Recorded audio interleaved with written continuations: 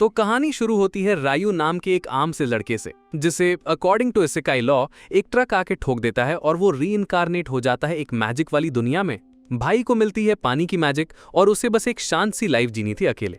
लेकिन उसे पता भी नहीं चलता और देखते ही देखते वो पूरी दुनिया का सबसे पावरफुल मैजिशियन बन जाता है। तो सीन ये है कि रायू, एक 15 साल का लड़का, अचानक से खुद को एक अजीब सी सफेद जगह पे पाता है। और जब वो सोच ही रहा होता है कि भाई ये क्या हो रहा है, तभी एक लंबा सा ब्लॉन्ड बालों वाला बंदा वहां आता है और बताता है कि bro, you are dead. Rayu को अचानक याद आता है कि हाँ, उसे तो ट्रक कुन ने उड़ा दिया था। और वो उस ब्लॉन्ड डूड से पूछता है, आप गॉड हो क्या? वो कहता है कि वो गॉड जैसा नहीं, मोर लाइक एक एंजल है जो उसे दूसरी दुनिया में भेजने आया है। रायू को तो विश्वास ही नहीं होता कि उसे एक और लाइफ मिल रही है और एंजल उससे बताता है कि वो अपनी अगली लाइफ जैसे चाहे वैसे जी सकता है। अब अपना रायू तो बहुत ही चिल बंदा है, उसे बस एक स्लो और पीसफुल लाइफ चाहिए थी। एंजल को उसके चॉइस से कोई प्रॉब्लम नहीं थी और वो रायू को बताता है कि जिस दुनिया में उसे भेजा जाएगा वहां मैजिक है और लगभग 20% इंसान स्पेल्स यूज कर सकते हैं। रायू के पास वाटर मैजिक का टैलेंट है और एंजल उससे बताता है कि उसे एक जंगल के बीच में एक सेफ हाउस पर ड्रॉप किया जाएगा क्योंकि उसने स्लो लाइफ चुनी थी। वहां 2 महीने तक का खाना होगा और एक इनविजिबल बैरियर भी होगा जो मॉन्स्टर्स को दूर रखेगा। जल्द ही रायू की आंख उस घर में खुलती है और वो फौरन बाहर भागता है अपनी नई नई मैजिकल पावर्स टेस्ट करने। फिर वो अपना घर चेक करता है जहां एक ठंडे कमरे में कुछ फ्रोजन मीट और एक खाली बाथटब होता है। टेबल पर एक चाकू और 2 बिगनर लेवल की किताबें पड़ी थीं जो वहां के मॉन्स्टर्स और प्लांट्स के बारे में बताती थीं। उसके बाद वो फिर से बाहर जाके मैजिक के साथ एक्सपेरिमेंट करने लगता है। उसे पता चलता है कि वो सिर्फ इमेजिन करके ही पानी बना सकता है, कोई जादू मंत्र पढ़ने की जरूरत नहीं है। उसका मन एक गर्म पानी से बाथ लेने का करता है, लेकिन वो सिर्फ टेम्परेचर पानी ही बना पाता है। तो वो डिसाइड करता है कि चलो आग जलाते हैं। वो पूरा केवमैन मोड ऑन करके लकड़ियां रगड़कर आग जलाने की कोशिश करता है, लेकिन उसके पास ना तो स्किल थी ना उतनी स्ट्रेंथ। वो गिव अप कर देता है।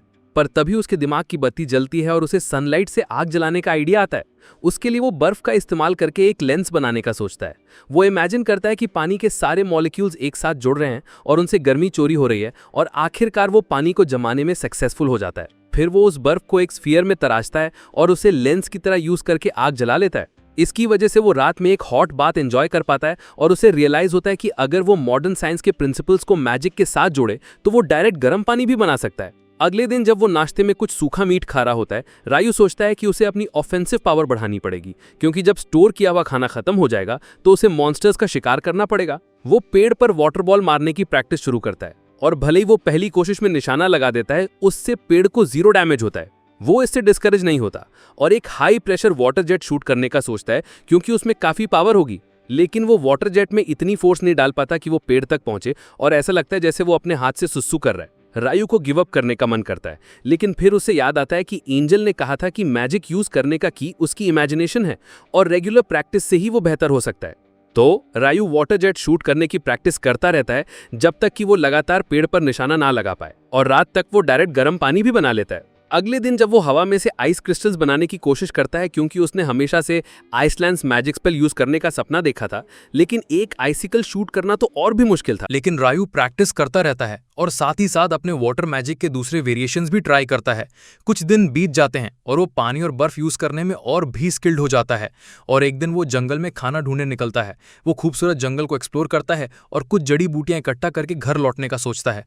पर तभी उसकी नजर एक गुस्से में घूरते हुए जंगली सूअर पर पड़ती है। सूअर को अपनी तरफ चार्ज करते देख रायू डर के मारे जम जाता है और बिल्कुल आखिरी मोमेंट पर उसके रास्ते से हटता है। सूअर सीधा एक पेड़ से जा टकराता है और रायू हिम्मत जुटाकर फाइट करने का सोचता है। वो सूअर के सामने जमीन पर बर्फ की एक शीट बिछा देता है जिससे वो फिसल जाता है। जैसे ही सूअर तेजी से फिसलता हुआ उसकी तरफ आता है, रायू उसकी तरफ ढेर सारे नुकीले आइसिकल बना देता है। रनवे के एंड में सूअर पूरी स्पीड से उन आइसिकल से जा टकराता है और उसकी बॉडी स्विस चीज बन जाती है और वो वहीं मर जाता है। रायू को तो विश्वास ही नहीं होता कि वो जीत गया। रात में वो अपनी मॉन्स्टर वाली किताब चेक करता है और पता चलता है कि सूअर तो सबसे कमजोर टाइप के मॉन्स्टर्स होते हैं। फिर वो नोटिस करता है कि भले ही किताब में बिगनर लेवल के मॉन्स्टर्स के बारे में है, एंड में 2 स्पेशल एंट्रीज भी हैं। पहली ड्रैगन्स के बारे में है जो इतने पावरफुल होते हैं कि पूरे शहर आसानी से जला सकते हैं और अगर कोई दिख जाए तो तुरंत भाग जाना चाहिए। दूसरा पेज डीमंस के बारे में है जो अनजान ओरिजिन के जीव हैं और किताब बस इतना कहती है कि दुआ करो कि तुम्हारा सामना कभी किसी डीमन से ना हो क्योंकि उसका मतलब है इंस्टेंट गेम ओवर। रायू को एहसास होता है कि दुनिया बहुत बड़ी है और उसे जल्दी से स्ट्रॉन्गर बनना पड़ेगा। तो अगले दिन वो अपने कपड़े उतारकर फुल टार्जन मोड में आ जाता है और फिर से जंगल में निकल पड़ता है। इस बार एक असैसिन हॉक उस पर हमला करता है और वो बड़ी मुश्किल से उसका पहला अटैक डॉज कर पाता है। फिर वो बड़ा सा बर्ड उसकी तरफ इनविजिबल हवा के स्लैशेस भेजता है और रायू समझ जाता है कि ये मॉन्स्टर उसकी लीग से बहुत बाहर है। वो भागने लगता है, अपने पीछे आइस ब्लॉक्स बनाता है ताकि हवा के हमले रुक सके और फिर बर्ड पर वाटर जेट्स मारता है। असैसिन हॉक सब कुछ डॉज कर जाता है और फिर पूरी स्पीड से रायू पर चार्ज करता है, लेकिन रायू आखिरी मोमेंट पर एक आइस वॉल बनाकर उसका अटैक ब्लॉक कर देता है। टक्कर की वजह से बर्ड की एक आंख फूट जाती है और वो इस बार पीछे हटने का फैसला करता है, जिससे रायू की सांस में सांस आती है। लेकिन हॉक से भागते हुए रायू रास्ता भटक जाता है। जब वो अपने घर पहुंचने की कोशिश कर रहा होता है, उसे अचानक एक चमकती हुई झील दिखती है, जिसके पानी पर एक बिना सर वाला घुड़सवार अपने बिना सर वाले घोड़े के साथ खड़ा होता है। रायू ये देखकर सुन्न रह जाता है और तभी उस हेडलेस नाइट का ध्यान उसकी तरफ जाता है। खुशकिस्मती से वो सही सलामत घर लौट आता है और उसके बाद भी जंगल एक्सप्लोर करता रहता है और भी स्ट्रांग मॉन्स्टर से लड़ता है और अपनी अटैक मैजिक मॉन्स्टर करता है।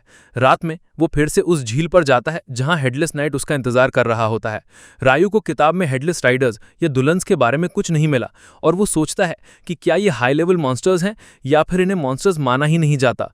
लेकिन इन सब से कोई फर्क नहीं पड़ता है, क्योंकि वो यहाँ उसके साथ प्रैक्टिस फाइट करने आया है। रायू हेडलेस नाइट पर बर्फ से बनी तलवार से हमला करता है, लेकिन एक भी वार नहीं कर पाता। उल्टा उससे ही मार पड़ती रहती है, लेकिन वो सारे अटैक्स एक आइस शील्ड से ब्लॉक कर लेता है। आखिरकार वो थककर जमीन पर गिर जाता है, लेकिन हेडलेस नाइट उस पर हमला नहीं करता, क्योंकि वो असल में उसे ट्रेन कर रहा था। जैसे ही वो उठता है, हेडलेस नाइट एक छोटा क्रिस्टल का चाकू लेकर उसकी तरफ आता है। नाइट उस चाकू पर पानी लगाता है और फिर उसे जमा देता है, जिससे एक बर्फ की तलवार बन जाती है।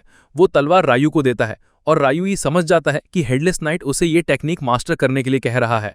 रायू नहीं सोचता कि उसकी ग्रूमिंग एक तरफ से एक हेडलेस नाइट कर रहा है। उसके थोड़ी देर बाद रायू का सामना उसी असैसिन हॉक से होता है जिससे वो पहले लड़ा था, लेकिन इस बार वो इवॉल्व होकर और भी स्ट्रॉन्गर वर्जन बन चुका था, पर उसने अपने सारे राइट्स खो दिए थे। इवॉल्व हॉक रायू पर हवा के स्लैशेस मारता है, जिसे रोकने के लिए रायू तुरंत आइस वॉल्स बना देता है। वो बड़ी मुश्किल से उन अटैक से बच पाता है जो उसके शील्ड्स को चीर रहे थे, क्योंकि वो पहले से कहीं ज्यादा स्ट्रांग थे। रायू को भागने पर मजबूर होना पड़ता है और वो सिर्फ हॉक के अटैक्स को ब्लॉक ही कर पाता है। हॉक अचानक उसकी तरफ तेजी से बढ़ता है और रायू जैसे तैसे अपने सामने मल्टीपल आइस शील्ड्स लगाकर उसका अटैक रोक लेता है। वो हॉक को आइसिकल से मारने की कोशिश करता है, लेकिन वो भी काम नहीं करता और फिर हॉक एक सोनिक अटैक यूज करके उसके आइस शील्ड्स को तुरंत कैंसिल कर देता है। रायू समझ जाता है कि अब वो फंस चुका है, लेकिन तभी हॉक उसे फिगरेटिवली और लिटरली दोनों तरह से शॉक कर देता है, एक थंडरबोल्ट से अटैक करके। वो मॉन्स्टर उसे खत्म करने के लिए उसकी तरफ झपटता है, लेकिन रायू अपनी क्रिस्टल सोर्ड निकालकर उसका वार रोक लेता है। वो उस बर्ड के अदृश्य हवा के अटैक्स को भी काट सकता था, और जब वो फिर से उसकी तरफ झपटा, रायू उसके सीने में तलवार घोंप देता है। हॉक जमीन पर गिर जाता है और रायू उसकी तरफ चलता है। उसे एहसास होता है कि वो उस मॉन्स्टर से सिर्फ 2 बार मिला है, लेकिन उनके पीछे एक बहुत स्ट्रांग बॉन्ड बन गया है।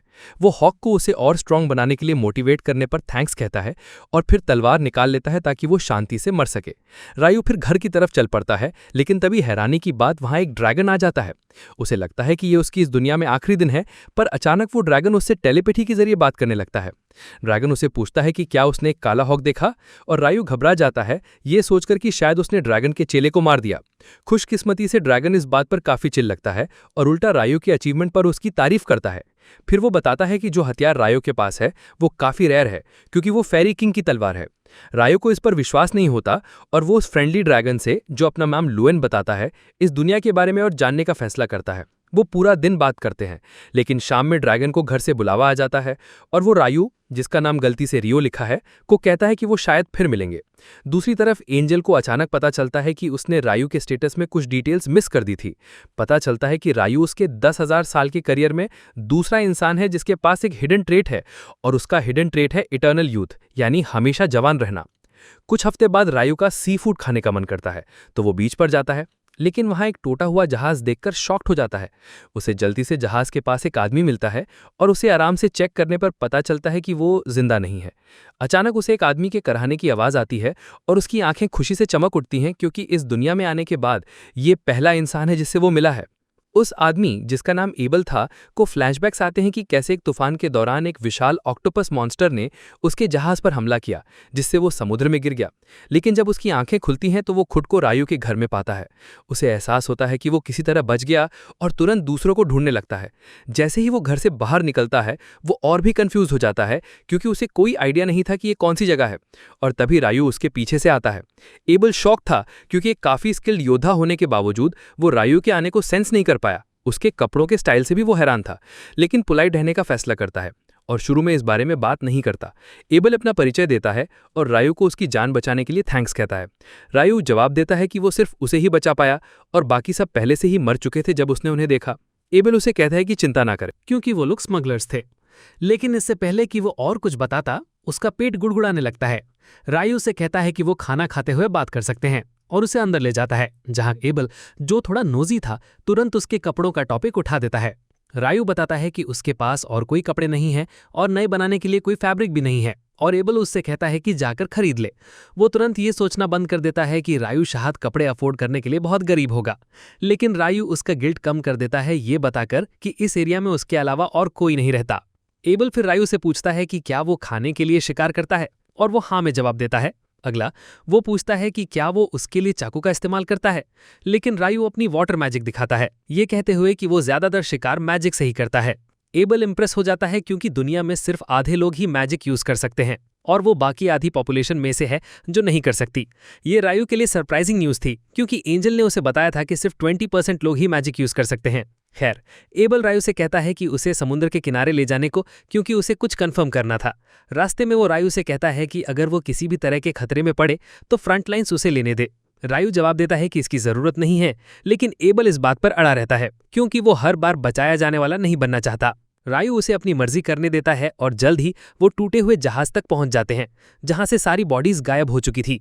एबल सोचता है कि या तो मॉन्स्टर्स या समुंदर ने उन्हें ले लिया, और वो रायू को बचाने के लिए शुक्रिया कहता है, क्योंकि नहीं तो उसका भी यही हाल होता। एबल फिर कहता है कि उसे जो चीज ढूंढनी थी वो नहीं मिली और अभी के लिए वो अपने दोस्तों से मिलना चाहता है।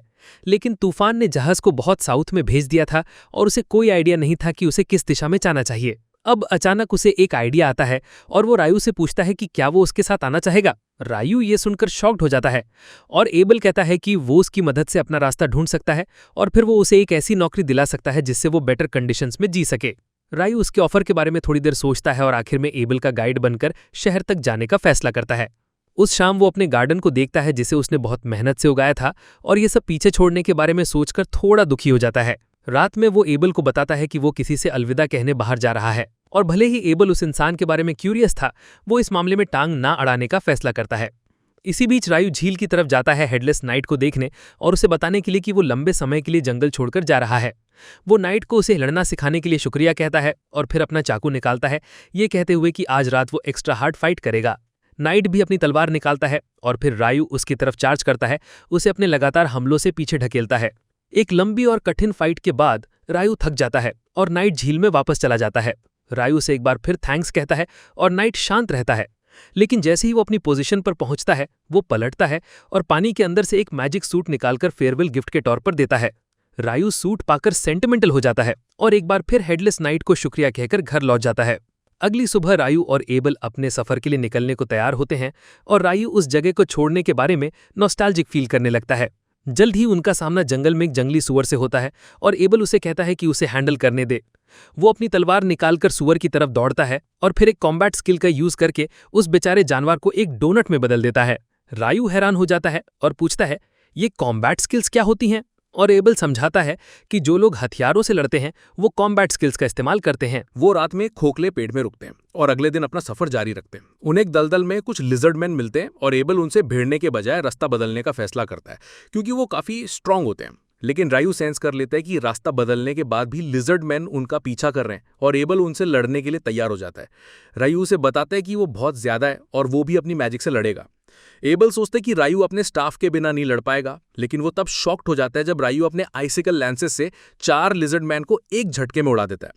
फाइट खत्म होने के बाद एबल रायू से उस स्पेल के बारे में पूछता है जो उसने अभी यूज किया। वो जवाब देते हैं कि ये बस रेगुलर आइसिकल लैंस था, लेकिन एबल बता दे कि उसके विंड मेज दोस्त मैजिक यूज करते वक्त एक बार में सिर्फ एक ही अटैक कर सकते हैं, पर उसने एक साथ 4 आइसिकल लैंसेस समन किए। रायू उससे कहते हैं कि ये जरूर विंड मैजिक की प्रॉब्लम होगी, क्योंकि वाटर मैजिक के लिए ये काफी नॉर्मल है। एबल इस बारे में ज्यादा ना सोचने का फैसला करता है और कहता है कि उन्हें अपना सफर जारी रखना चाहिए। लेकिन उससे पहले रायू बर्फ का इस्तेमाल करके 2 ग्लास बनाते हैं और उनमें पानी समन करता है। एबल नोटिस करते हैं कि उसने इस बार एक अलग जाप बोला और रायू ये कहकर बात टाल देते हैं कि उसने जरूर गलत सुना होगा। उसके बाद एबल रायू को एक सिक्का देता है और वो जोश में कहते हैं कि ये पहली बार है जब वो पैसे देख रहा है। एबल बिल्कुल हक्का बक्का रह जाता है, क्योंकि उसने हमेशा सोचा था कि रायू गरीब है, लेकिन उसने कभी नहीं सोचा था कि वो इतना गरीब होगा। फिर वो रायू को बताने लगता है कि सेंट्रल प्लेन्स में 3 बड़े देश है, जिनमें किंगडम ऑफ नाइटली, डेब्यूटी एम्पायर और हैंडलू फेडरेशन शामिल है। रायू डेब्यूटी एम्पायर को ट्रोल करने लगता है, क्योंकि उसे उसका नाम पसंद नहीं आता। और जब वो स्टूपिड नाम के बारे में बात कर रहा होता है, वो एक बड़े से खुले मैदान में पहुंच जाते हैं। अचानक वो अपने पास एक पत्थर को अपने आप हिलते हुए देखते हैं और एबल जल्दी से उसे 2 टुकड़ों में काट देता है। रायू भी एक वाटर शील्ड खड़ा कर लेता है ताकि उनकी तरफ तेजी से आ रहे पत्थरों को रोक सके, और एबल समझ जाता है कि वो रॉक गोलम्स के घोंसले में आ गए हैं। रायू पूछता है कि क्या गोलम्स ज्यादा इंसानों जैसे नहीं दिखते, लेकिन एबल सवाल का जवाब देने से पहले उनसे निपटने का फैसला करता है। वो सबसे पास वाले गोलम की तरफ दौड़ता है और उसमें एक छेद कर देता है, लेकिन गोलम जल्दी से घाव भर लेता है और उस पर हमला करने लगता है। एबल पीछे हट जाते हैं, ये कहते हुए कि उनके अटैक्स गोलम्स पर असर नहीं करेंगे। लेकिन तभी रायू को एक आइडिया आता है। वो हवा में एक बड़ा साइज क्यूब बनाता है और उसे गोलम्स के ऊपर गिरा देता है, उन्हें कुचलकर। एबल तो स्पीचलेस हो जाता है, क्योंकि उसने ऐसा स्पेल पहले कभी नहीं देखा था। लेकिन रायू उसे कुछ और बार यूज करके बाकी गोलम्स को भी हरा देता है। उसके बाद उन्हें एक स्पेशल रॉक गोलम मिलता है, जिसके पास एक बड़ा सा मैजिक स्टोन होता है, और एबल कहता है कि ये बहुत महंगा बिकेगा। रायू कहता है कि वो दूसरे गोलम से भी मैजिक स्टोन निकालना चाहेगा, लेकिन वो बर्फ के नीचे दबे हैं और वो या तो बहुत आलसी है या बहुत बेवकूफ कि उस बर्फ को पिघलाए। वो इसके साथ अपना सफर जारी रखते हैं और जल्दी उनका सामना एक विशाल क्रॉक हिप्पो हाइब्रिड से होता है। एबल कहता है कि ये एक बिहीमोथ है, जो कि एक बहुत ही रेयर और पावरफुल मॉन्स्टर जिसे उसने पहले कभी नहीं देखा। रायू पूछते कि क्या उन्हें इसका शिकार करना चाहिए, लेकिन एबल उसे कहते हैं कि यह पॉसिबल ही नहीं है। तभी वहां कुछ वाइवर्न्स भी आ जाते हैं और रायू एक्साइटेड हो जाता है, क्योंकि आप वो मॉन्स्टर्स के बीच में एक बैटल देखेंगे। जल्दी ही वाइवर्न्स बिहीवोथ पर मैजिक से पत्थर बरसाना शुरू करते हैं, लेकिन वो बस धाड़ता है, उनकी मैजिक को कैंसिल कर देता है और उन्हें जमीन पर गिरा देता है। रायू एबल को बताता है कि उस विशाल मॉन्स्टर ने शायद मैजिक कैंसिलेशन स्किल का यूज किया। बाद में जब वो डिनर कर रहे होते हैं, एबल रायू से मैजिक के बारे में और पूछता है, कैंसिलेशन स्किल के बारे में, क्योंकि उसने सिर्फ डंजन्स में कुछ ऐसे ट्रैप्स के बारे में सुना था जो ये कर सकते हैं। डंजन्स के बारे में सुनकर रायू एक्साइटेड हो जाता है और एबल उसे बताता है कि जिस शहर लॉन की तरफ वो उतार रहे हैं वहां एक डंजन है। रायू गुस्सा हो जाता है कि उसने इतनी इंपॉर्टेंट बात उसे पहले नहीं बताई और पूछता है कि क्या वो कुछ और भी छिपा रहा है। एबल उससे पूछता है कि क्या उसे कम से कम ड्वार्फ्स और एल्व्स के बारे में पता है, लेकिन रायू उसे डिटेल्स देने को कहता है। कुछ दिन बाद वो एक पहाड़ों की रेंज तक पहुंचते हैं और रायू कहता है कि पहाड़ों को पार करने के बाद उन्हें कोई इंसानी बस्ती मिल जाएगी। एबल पूछता है कि वो इतना श्योर कैसे हो सकता है, और रायू सोचता है कि क्या उसे बता देना चाहिए कि वो एक ड्रैगन से मिला था जिसने उसे इस दुनिया के बारे में बहुत कुछ बताया था। आखिर में वो इसे सीक्रेट रखने का फैसला करता है, ये कहते हुए कि ये ज्ञान इंसानी समझ से परे है। उसकी ठीक बाद उन्हें एक अजीब सी आवाज सुनाई देती है और दोनों लड़ने के लिए तैयार हो जाते हैं। लेकिन जब आसमान से ग्रिफिन नाम का एक पावरफुल मॉन्स्टर उनकी तरफ आता है तो रायू और एबल दोनों की फट जाती है। एबल को पैनिक अटैक आने लगता है, लेकिन रायू जल्दी से हवा में मीट का एक टुकड़ा उछालकर सिचुएशन को सॉल्व कर देता है। एबल भी उसकी नकल करता है और ग्रिफिन दोनों टुकड़ों को अपने मुंह में लेकर उड़ जाता है। उसके जाने के बाद दोनों लड़के चैन की सांस लेते हैं और अग्री करते हैं कि अगर वो इतनी स्ट्रांग चीज से लड़ाई करते तो ज्यादा देर टिक नहीं पाते। जैसे ही वो अपना सफर जारी रखते हैं, एबल बताता है कि पिछले 100 सालों में किसी भी इंसान का सामना बीएमएच या ग्रिफिन से नहीं हुआ है और जरूर वो लंबे पहाड़ उन्हें इंसानी बस्तियों तक पहुंचने से रोक रहे होंगे। इससे रायू को याद आता है कि जो वाइवर्न्स बीएमएच से लड़े थे वो नॉर्थ से आए थे, इसका मतलब उनका घोंसला आसपास ही है। वो सही निकलता है, क्योंकि जल्द ही उन्हें कुछ वाइवर्न्स एक मॉन्स्टर को खाते हुए मिल जाते हैं। रायू लड़ना चाहता है, लेकिन एबल कहता है कि वाइवर्न्स जैसे स्ट्रॉन्ग मॉन्स्टर से लड़ने के लिए कम से कम 20 अनुभवी एडवेंचरर्स लगते हैं। रायू उससे कहता है कि वो फ्यूचर में लड़ाई से बच नहीं पाएंगे और पूछता है कि क्या बेहतर होगा अगर वाइवर्न जमीन पर पिन हो जाए। एबल हाँ कहता है, ये बताते हुए कि वो क्लोज कॉम्बैट में एक को हरा सकता है, और रायू तुरंत आगे बढ़ जाता है, एक लंबा सा झूठा स्पेल बोलकर सिर्फ 4 आइसिकल समन करने के लिए, ताकि वो वाइवर्न्स के पंखों में भोंक सके। एबल इस मौके का फायदा उठाकर उनके भेजे उड़ा देता है, लेकिन तभी वहां 2 और वाइवर्न्स आ जाते हैं। रायू इस बार बिना कोई स्पेल बोले उन्हें आइसिकल से नीचे गिरा देता है और एबल को शक होने लगता है। खैर, वो वाइवर्न्स को हरा देते हैं और उनके मैजिक स्टोन्स इकट्ठा करके नॉर्थ की तरफ अपना सफर जारी रखते हैं। जल्द ही वो पहाड़ों की रेंज पार करके हरी भरी पहाड़ियों में पहुंच जाते हैं। एबल हैरान था कि उन्होंने ना सिर्फ वाइवर्न से लड़ा बल्कि ढेर सारे मैजिक स्टोन्स भी जमा कर लिए जो एम्पायर पहुंचने पर उन्हें बहुत सारा पैसा दिलवाएंगे। रायू अचानक क्यूरियस हो जाता है कि वो किस देश की तरफ जा रहे हैं, क्योंकि डेभी एम्पायर के अलावा उसे किसी से कोई दिक्कत नहीं थी। एबल बताता है कि डेभी एम्पायर थोड़ा और नॉर्थ की तरफ है और रायू ये सुनकर राहत की सांस लेता है। ये एबल को कंफ्यूज कर देता है और वो रायू से पूछता है कि क्या उसे एम्पायर से कोई प्रॉब्लम है। वो जवाब देता है कि उसे एम्पायर या उसके लोगों से कोई दिक्कत नहीं है, लेकिन नाम इतना क्रिंज है कि वो उसके साथ जुड़ना नहीं चाहता और एबल को ये काफी अजीब लगता है। अचानक रायू को दूर एक सड़क दिखती है और ये देखकर कि वो पूरब से पश्चिम की तरफ जा रही है, एबल समझ जाता है कि जिन पहाड़ों को उन्होंने अभी पार किया वो मामूली नहीं थे। लेकिन जब रायू उससे पूछता है कि वो क्या सोच रहा है, वो जवाब देता है कि कुछ नहीं और कहता है कि ये सड़क हमें एक शहर तक ले जाएगी। रायू एक बिस्तर पर सोने के ख्याल से एक्साइटेड हो जाता है और एबल उसे वहां का खाना ट्राई करने की सलाह देता है। वो रात तक शहर पहुंच जाते हैं और जब वो एक इन में डिनर कर रहे होते हैं, एबल रायू को एडवेंचरर्स गिल्ड में रजिस्टर करवाने का सुझाव देता है, क्योंकि गिल्ड लाइसेंस उसके आइडेंटिटी कार्ड का काम करेगा। साथ ही अगर उसके पास गिल्ड लाइसेंस होगा तो उसे नए शहर में घुसने पर कोई टैक्स नहीं देना पड़ेगा।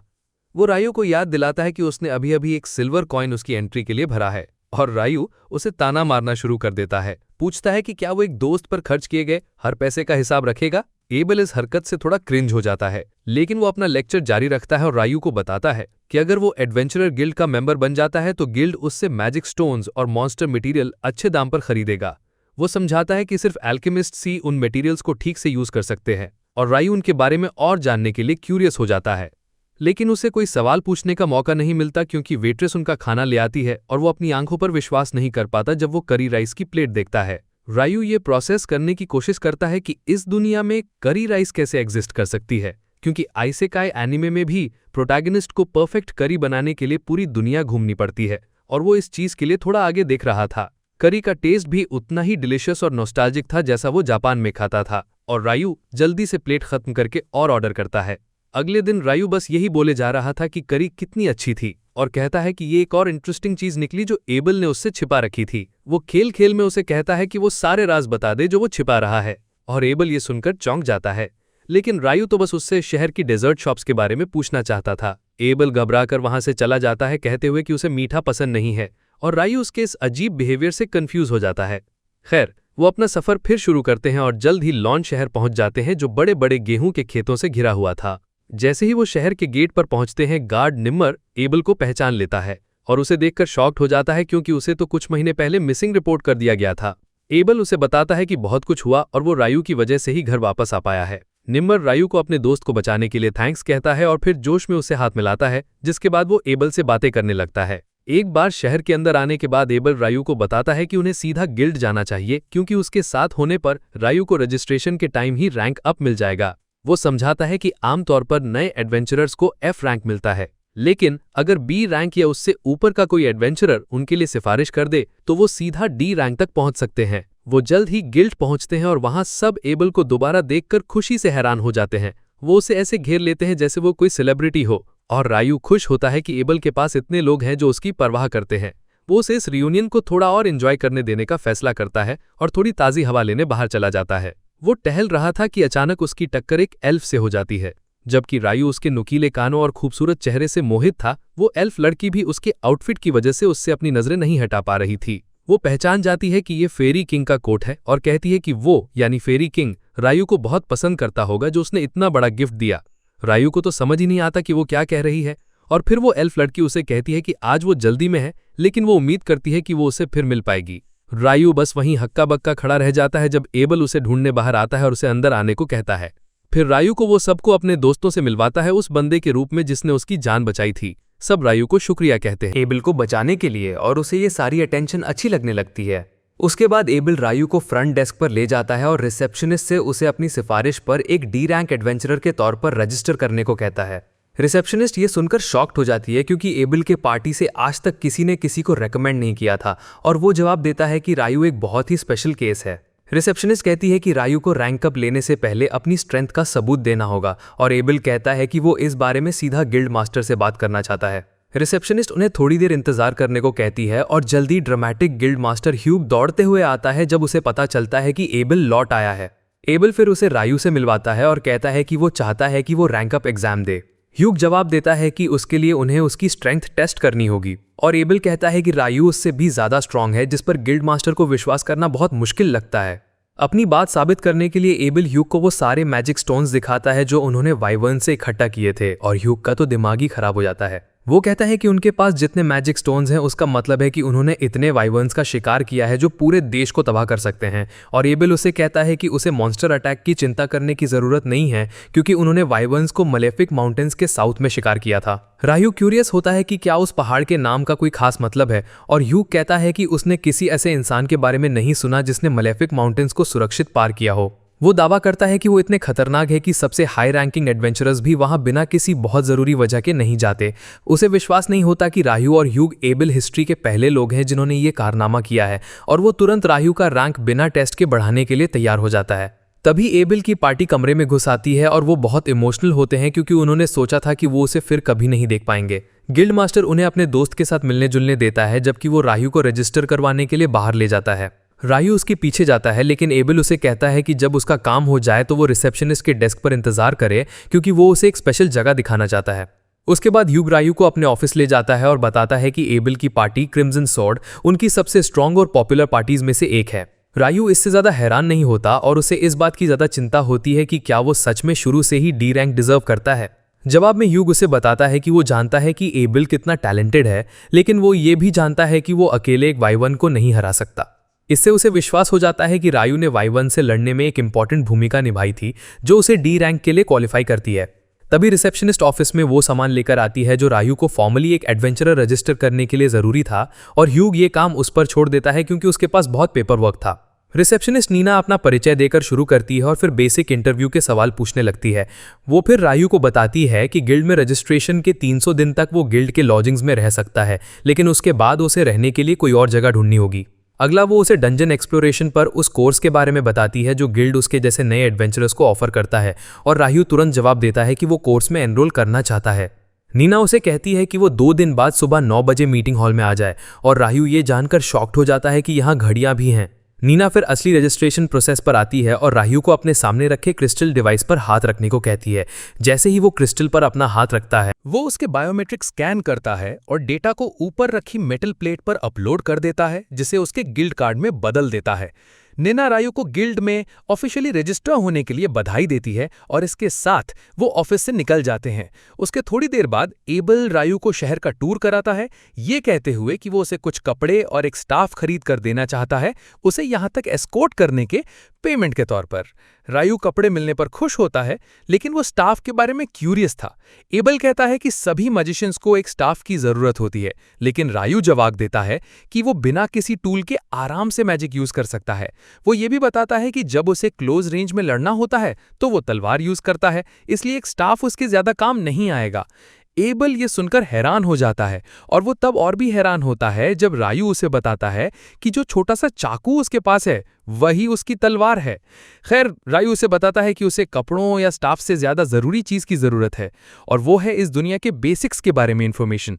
उसकी थोड़ी देर बाद उसे पता चलता है कि इस दुनिया में घंटे, दिन, हफ्ते और महीने बिल्कुल अर्थ जैसे ही हैं, और वो चीजें नापने के लिए मैट्रिक सिस्टम का भी इस्तेमाल करते हैं। अब उसे यकीन हो जाता है कि बहुत पहले अर्थ से कोई इस दुनिया में आया था और यहाँ चीजों के काम करने का तरीका बदल दिया, जिस वजह से यहाँ इतनी सारी जानी पहचानी चीजें हैं। तभी एबल स्टोर से वापस आता है रायू के खरीदे हुए सामान के पैसे देकर, और फिर वो उसे बताता है कि दिन का मेन इवेंट अभी बाकी है। वो रायू को एक बड़े से इन में ले जाता है जहां गिल्ड के उसके सारे दोस्त उसकी सलामत वापसी का जश्न मनाने के लिए मौजूद थे। वो पूरी रात पार्टी करते हैं और अगली सुबह नैना को रायू को बेल करा के उस जगह ले जाना पड़ता है जहां वो रहने वाला था।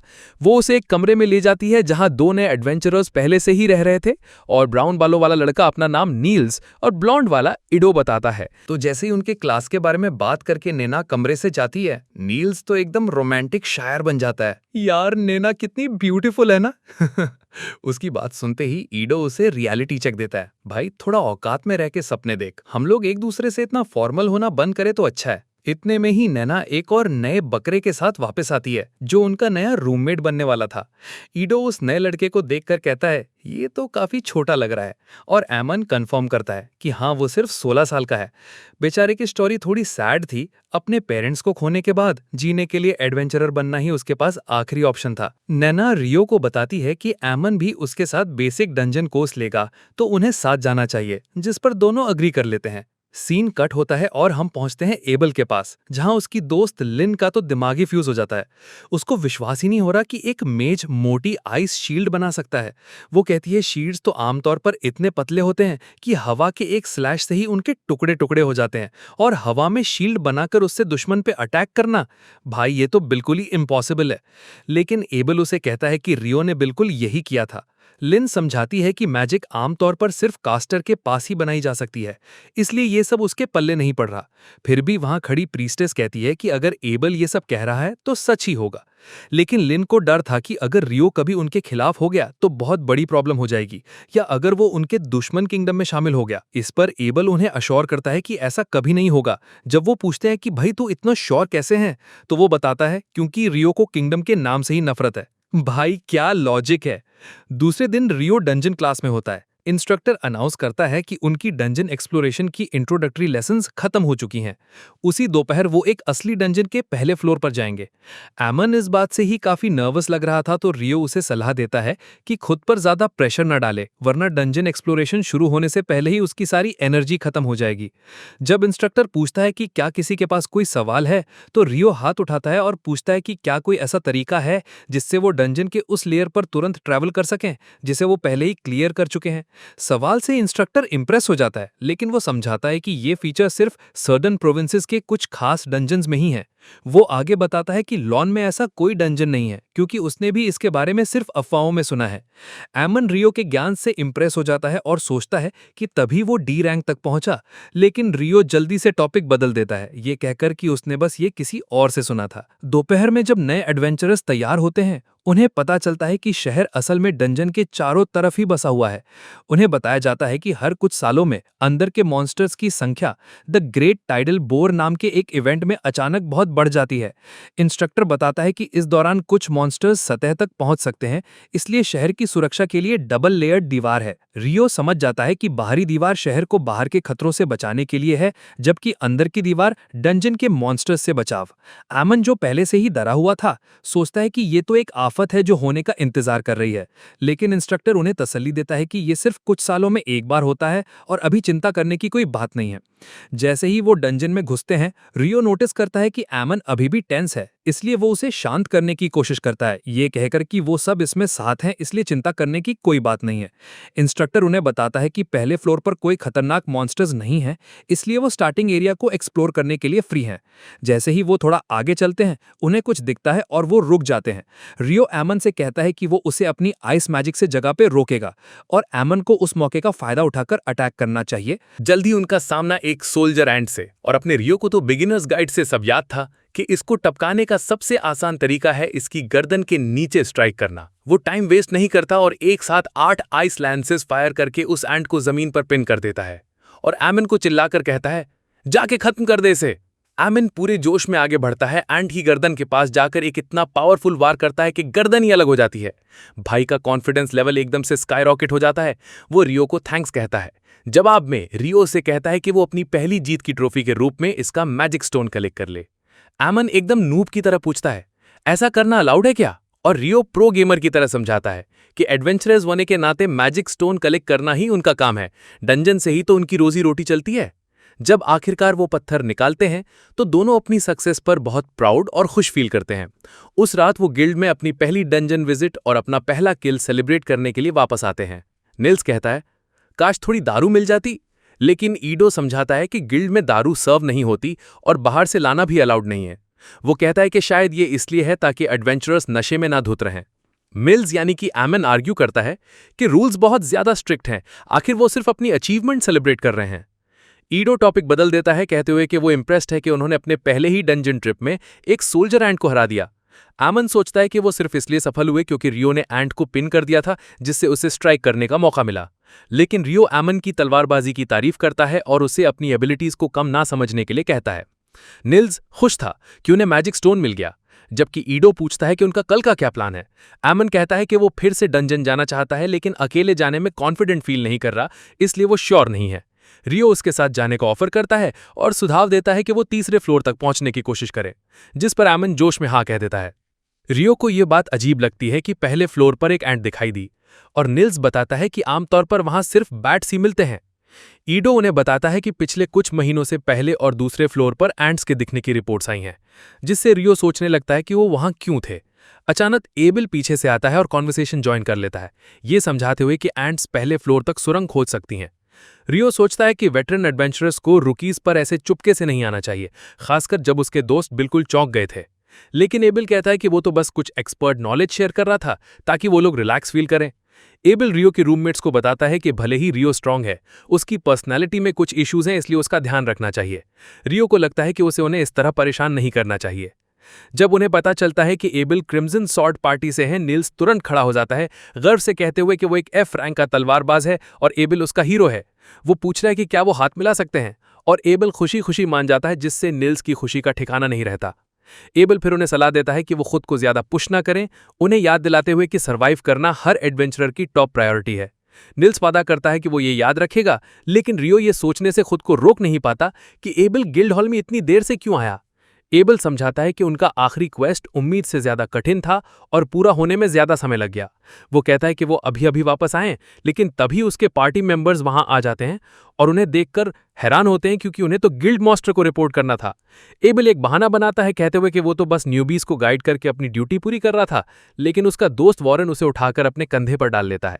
एबल रियो को मदद के लिए बुलाता है, लेकिन रियो कहता है कि मिशन रिपोर्ट करना इंपॉर्टेंट है और पार्टी लीडर होने के नाते एबल को अपना काम करना चाहिए। एबल को ये पसंद नहीं आता और मजाक में रियो को गद्दार कहता है। इससे पहले कि बेचारे एबल को घसीट कर ले जाया जाए, उसकी पार्टी की एक मेंबर लिन रियो के पास आती है और बिना कुछ बोले बस कुछ सेकंड तक उसे घूरती रहती है, एकदम साइलेंट ट्रीटमेंट। फिर वहां से चली जाती है। कुछ देर बाद रियो के दोस्त तो क्रिम्सन स्वॉर्ड पार्टी से एकदम फैन बॉय मोड में आ जाते हैं। जब वो एबल की तारीफ कर रहे थे, रियो को समझ नहीं आ रहा था कि भाई इसमें इतना इंटरेस्टेड होने वाली क्या बात है। दूसरी तरफ जब एबल को गिल्ड मास्टर के पास ले जाया जा रहा था, रिया लिन को कहती है कि वो लोगों को ऐसे ना घूरे, ये सोचते हुए कि वो रियो को कैसे देख रही थी। लेकिन लिन जवाब देती है कि एबल ने उसकी इतनी तारीफ की है, कोई भी क्यूरियस हो जाएगा। एबल फिर उन्हें कहता है कि चिंता ना करें, जल्द ही वो सब रियो की पावर अपनी आंखों से देखेंगे। बाकियों को बस लगता है कि वो कूल बनने की कोशिश कर रहा है। अगली सुबह एमन तो फुल एक्साइटेड था डंजन वापस जाने के लिए, लेकिन रियो उसे याद दिलाता है कि थोड़ा आराम से चलें, इतनी भी क्या जल्दी है। एक बार अंदर उनका जल्द ही मॉन्स्टर्स से सामना होता है। रियो उन पर आइस लैंसेस फायर करता है, जबकि एमन अब और ज्यादा कॉन्फिडेंट तेजी से रिएक्ट करता है जब एक भेड़िया उस पर झपटता है और उसके शरीर को आसानी से काट देता है। एक और भेड़िया चुपके से एमन पर हमला करने की कोशिश करता है, लेकिन रियो उसे भी और आइस लैंसेस से मार देता है, जिससे एमन को उसे फिनिश करने का मौका मिल जाता है। हर फाइट के साथ एमन अपनी एबिलिटीज में और भी ज्यादा कॉन्फिडेंट होता जाता है। जब वो सभी भेड़ियों को साफ कर देते हैं, रियो एमन को कहता है कि उसकी तलवारबाजी उसे एबल की याद दिलाती है। फिर उसे याद आता है कि एमन ने एक बार अपने टीचर का जिक्र किया था। एमन बताता है कि उसके टीचर का नाम कीरा है और उसने कैपिटल के एक जाने माने स्कूल में ट्रेनिंग ली थी। रियो कहता है कि उसे विश्वास है कि एमन में एबल जैसा महान तलवारबाज बनने की पूरी क्षमता है। बदले में एमन इस बात से इम्प्रेस हो जाता है कि एक मेज होने के बावजूद रियो को तलवारबाजी के बारे में इतना कुछ पता है। रियो समझाता है कि वो एक मेंटर के साथ ट्रेन करता था, लेकिन क्योंकि उसका स्टाइल ओरिजिनल है, उसे नहीं पता कि वो इसमें कितना स्किल्ड है। रियो एमन से पूछता है कि क्या वो आगे बढ़ने के लिए तैयार है। एमन हाँ कहता है, लेकिन रियो सोचता है कि उसे थोड़ा और आराम करना चाहिए, क्योंकि उसका फाइटिंग स्टाइल अभी भी काफी थका देने वाला लगता है। वो सुझाव देता है कि एमन अपना स्टैमिना बढ़ाने के लिए रेगुलर रनिंग शुरू करे और याद दिलाता है कि कैसे एबल सुबह सबसे पहले ट्रेनिंग करता था। ये बात एमन को और भी ज्यादा पुश करने के लिए मोटिवेट करती है। अगले दिन रियो एल्केमी के बारे में और जानने की उम्मीद से लाइब्रेरी जाता है। रिसेप्शनिस्ट उसे कुछ इंट्रोडक्टरी किताबें देती है, एक बिगिनर्स गाइड है और दूसरी उपयोगी जानकारी से भरी एक रेसिपी बुक। पढ़ने के बाद रियो सोचता है कि अगर उसे एल्केमी को सीरियसली लेना है तो उसे अपनी खुद की कॉपीज खरीदनी होंगी। हालांकि वो सोचता है कि वो कितनी महंगी होंगी। अचानक पूरा शहर अंधेरे में डूब जाता है, जैसे आसमान पर ग्रहण लग गया हो, लेकिन कुछ अजीब सा लगता है, जैसे पूरी दुनिया ही बदल गई हो। रियो को अपने पीछे किसी के होने का एहसास होता है और वो जल्द ही आइस वॉल्स की कई लेयर्स बना लेता है, ठीक टाइम पर एक अनजान दुश्मन के फायर अटैक को ब्लॉक करने के लिए। जब धूल साफ होती है, रियो एक डीमन लड़की को देखता है। वो डीमन इस बात से हैरान लगती हैं कि एक इंसान इसमें फंस गया। हालांकि वो कैजुअली कहती हैं कि इससे कोई फर्क नहीं पड़ता, वो उसे वैसे भी जल्दी मारने वाली है। उसके अटैक की पावर से रियो समझ जाता है कि वो अकुमा है। उसे पता था कि उसे भागना चाहिए, लेकिन उसे ये भी नहीं पता कि ऐसी सिचुएशन में बचना पॉसिबल भी है या नहीं। अकुमा लड़की आग का एक विशाल गोला बनाती है और रियो फिर से जल्दी से कई आइस वॉल्स बना लेता है, लेकिन वो नोटिस करता है कि वो पहले जितनी अच्छी तरह से नहीं टिक पा रहे हैं। वो दीवार में एक छेद कर देती है और उस पर एक विंड बुलेट फायर करती है, लेकिन रियो जैसे तैसे डॉज कर लेता है। दिल पर सीधा वार लगने से बच जाता है। वो हैरान थी कि वो उसके हेलफायर को ब्लॉक कर पाया, और तब और भी ज्यादा शॉक्ड हो जाती है जब वो देखती है कि रियो अपनी तलवार से उस फायर को आसानी से काट देता है। वो हैरान थी कि वो उसके हेलफायर को ब्लॉक कर पाया, और तब और भी ज्यादा शॉक्ड हो जाती है जब वो उसके विंड लैंस को हवा में ही गायब कर देता है। तब उसकी नजर रियो के पहने हुए कपड़ों पर पड़ती है और वो समझ जाती है कि ये तो फेरी किंग से मिले हैं। गुस्से में वो डिसाइड करती है कि अब उसे अपने हाथ गंदे करने पड़ेंगे और उससे अप क्लोज लड़ना होगा। अकुमा उसे खत्म करने के लिए चार्ज करती है, लेकिन अपना रियो हार मानने को तैयार नहीं था। वो अपनी तलवार निकालता है और पूरे डिटर्मिनेशन के साथ उसके वारों को ब्लॉक करना शुरू कर देता है। वो उस पर कितना स्लो है कह के ताना मारती है, इसलिए वो आइस अटैक से जवाब देता है, लेकिन वो उन्हें बड़ी आसानी से डॉज कर जाती है। रियो तुरंत समझ जाता है कि वो इतनी तेज स्पीड से मूव करने के लिए विंड मैजिक का इस्तेमाल कर रही है। वो अचानक हवा में उछलती है और एक पावरफुल अटैक लॉन्च करती है, लेकिन रियो ठीक समय पर अपनी तलवार से उसे ब्लॉक कर लेता है। रियो सोचता है कि जब तक वो डिफेंसिव रहेगा वो उस पर एक भी वार नहीं कर पाएगी। उसे ये भी लगता है कि उसके वार उस कठोर ट्रेनिंग के सामने कुछ भी नहीं है जो उसने डोलाहान के साथ सही थी। अकुमा नोटिस करती है कि उसके पास फेरी किंग की तलवार भी है और वो सवाल करने लगती है कि वो असल में है कौन। वो एक फायर अटैक बनाने लगती है, लेकिन रियो उससे पहले कि वो लॉन्च कर पाती उसे एक आइसलैंड से डिस्पेल कर देता है। उसकी स्पीड से शॉक्ड होकर वो सोचने लगती है कि वो इतनी जल्दी कास्ट कैसे कर रहा है, और उसे इनक्रेडिबल एबिलिटीज वाला मॉन्स्टर कहती है। उसे एहसास होता है कि वो कितना खतरनाक है और पूरी ताकत से उस पर चार्ज करती है, लेकिन रियो उसके सारे अटैक्स को हवा में ही मिटा देता है और उसे पीछे ढकेलकर उसकी दिशा में बड़े बड़े आइस स्पाइक्स लॉन्च करता है। जवाब में वो रॉ पावर का इस्तेमाल करके जमीन से 2 कंक्रीट की दीवार बनाती है, उसके सारे अटैक्स को प्रभावी ढंग से रोक लेती है। जैसे ही अकुमा लड़की सोचती है कि वो पूरी तरह से सुरक्षित है,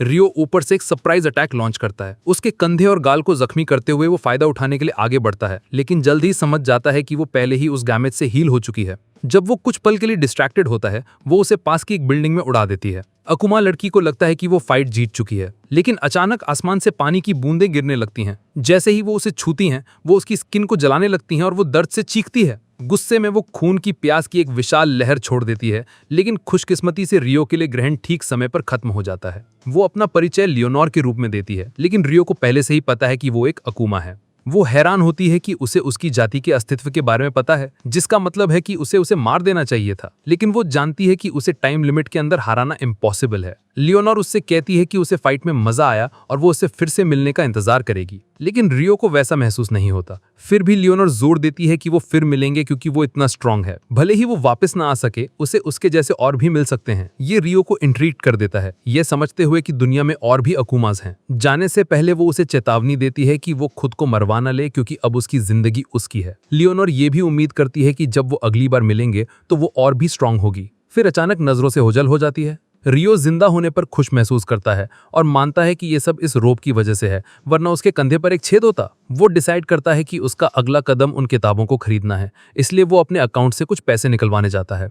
अपने अकाउंट से पैसे निकलवाने के बाद रियो खुश महसूस करता है, ये समझते हुए कि वो उन वाइवन स्टोन्स को गिल्ड को बेचकर काफी अमीर हो गया है। उसे लगता है कि अब उसे जीने के लिए चिंता करने की जरूरत नहीं पड़ेगी। लेकिन जब वो उनके कमरे में वापस आता है तो वहां उसका कोई इंतजार नहीं कर रहा था। वो एल्केमी की किताबें खरीदने के लिए बुक स्टोर जाने का फैसला करता है, लेकिन रास्ते में वो अचानक सड़क पर कुछ एडवेंचरर्स को अपने दोस्तों को बुली करते हुए देखता है। रियो सुनता है कि लीडर रियो के ग्रुप को कह रहा है कि उन्हें हमेशा एक अटैक के लिए तैयार रहना चाहिए, क्योंकि मॉन्स्टर्स वार्निंग नहीं देते हैं। लेकिन इससे पहले कि वो अपनी बात पूरी कर पाता, रियो उन बुलीज को अपनी एकदम प्रिसाइज आइस मैजिक से नॉकआउट कर देता है। उनका लीडर डैन गुस्से से लाल पीला होकर रियो को घूंसा मारने दौड़ता है। आराम से डॉज करके अपनी तलवार के हैंडल से उसके मुंह पर ऐसा चिपकाता है कि भाई ने वहीं उल्टी कर दी।